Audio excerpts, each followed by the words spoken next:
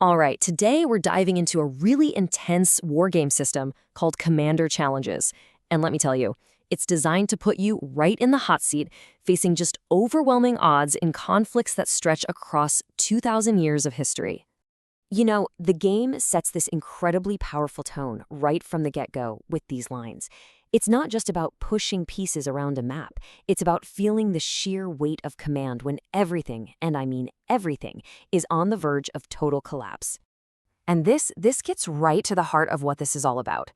The game draws this direct line from the desperate last stand of Roman legions to the gritty challenges of holding a modern street corner. The gear changes? Sure. But that core problem of holding the line against chaos, that's timeless.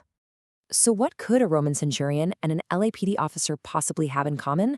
Well, the answer, surprisingly, is found in a game that's designed to prove that the crushing pressure of command, it never really changes. So how does it all work? Well, the entire system, no matter the setting, is built on this one core game engine that is simple, it's elegant, and it is absolutely ruthless. Let's break down this pattern of desperate defense. So here's the objective, and it's a big one. Your goal isn't to conquer anything. It's just to survive. For 24 turns, you've got 3 different enemy forces constantly, relentlessly pushing into your territory. Your only job is to hold them off and stay on your feet, knowing the whole time that a final, massive battle is coming. And the turn sequence itself is deceptively simple. First, the enemies appear. You roll dice to see how many and where they pop up.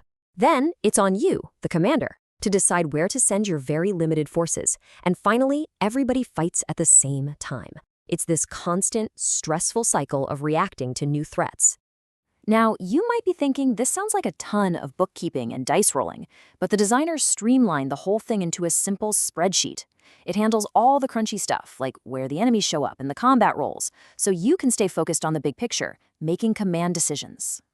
And this right here, this is the single most important decision you're going to make every single turn. Do you engage?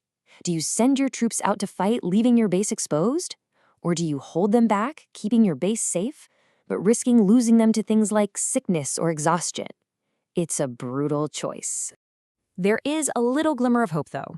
If you actually manage to push all the enemies out of a sector, you get what's called an intel marker. Collect enough of those and you can trade them in for precious reinforcements.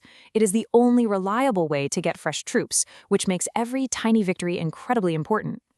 Okay, so now let's see how this one core engine gets applied to 4 totally different scenarios. This is where the system's brilliance really shines. You'll see, it's the same war, just with different uniforms. First up, we're going way back to the 5th century, to the final, desperate days of the Western Roman Empire. You are the commander trying to stop the sack of Rome. You've got your Roman legions and your elite cavalry going up against waves of Huns, Vandals, and Visigoths, and each scenario has its own unique flavor. Here, your powerful cavalry gets to roll 2 dice in a fight. But the thematic twist for holding back is perfect. If your legions just sit around in Rome doing nothing, they can actually get sick and be removed from play. Next, let's jump forward to World War II. It's 1944. You're commanding German forces, trying to hold back the tide of the massive Soviet summer offensive on the Eastern Front. So here, your Wehrmacht and elite SS units are facing off against the Soviet Red Army and their elite guards. Again, the elite SS guys get to roll 2 dice. But the thematic rule here is just brutal. It's called passive enemy advancement, and it means any sector you don't attack automatically gets more Soviet troops. You can't ignore anything. The pressure is just constant. Our third scenario takes us into the jungles of Vietnam, 1968. You're a U.S. Army colonel in command of a forward operating base, completely surrounded by Viet Cong and NVA forces. You've got your U.S. Army regulars and heavy weapons teams. Now this one introduces a morale system, and it's awesome.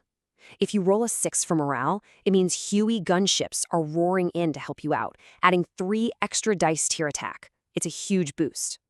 But the enemy is tougher too, with the regular NVA troops being way more effective than the VC guerrillas. And for the last scenario, well, this is the one you probably didn't see coming. The game makes its most unexpected leap to the streets of Compton, California in 1998. You're an LAPD precinct captain, and you are trying to hold the line against 3 powerful street gangs. Your patrol squads are your main force, but your elite SWAT teams are devastating. They roll 3 dice in combat. And this is where the game's ideas get a really clever modern makeover. The intel you're collecting? It's not military intelligence. It represents clearing the streets and building a strong enough case to request backup from downtown. So, you've fought tooth and nail. You've survived 24 turns of attrition, sickness, and constant, overwhelming attacks. You've made it. But the game isn't over. Not even close. Let's talk about the final assault.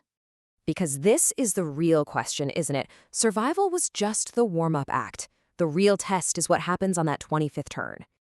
On turn 25, the entire board gets wiped clean. Every single enemy unit left in the game from all 3 fronts all comes together and converges on your base for one last, massive, winner-take-all battle against every single defender you have left. But there is one final, critical twist that gives you a fighting chance. In this last battle, your defenders, they still hit on a 4, 5, or 6, but the enemy is now this massive, disorganized horde. To show that, all attackers, from barbarians to gang members, only score a hit on a roll of a 6. This chaos penalty is that one slim hope you've been fighting for this whole time. So when you strip it all down, this system is so much more than just a game of rolling dice. It's a simulation of leadership, of resource management, and of making impossible choices under absolutely unimaginable pressure. It leaves you with this one final, lingering question. After 24 turns of struggle, with that final wave crashing down on you, every decision you made has led to this single moment. What is your last command?